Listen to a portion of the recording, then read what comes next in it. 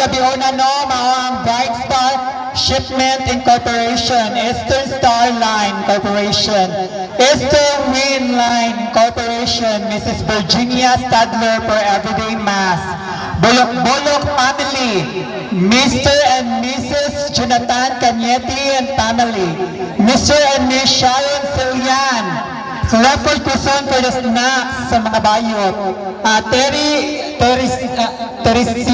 Teresa Conwell, niya ang atong mga officers, ang President si Lionel Peterson, Vice President Jasmine Arnibao, Secretary Venus Raj Fernandez, Treasurer Jen Vergara, Auditor Manilyn Hamera, PRO Noemi Bakalan, Mirna Subing-Subing, and PRO/News, Agnisha Laruna Luna Sepulveda.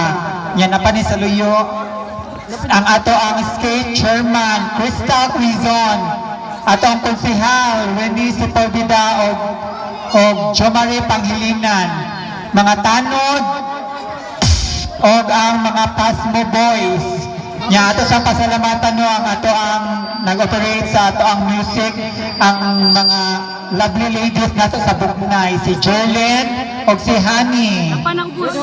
Napadyo si Paula.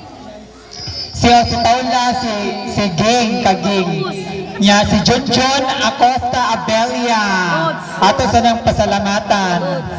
Si Kuya Dogs sa RH ang mga bayot. Oh, thank you so much. Oh, mana. Nagpatuling pa ko.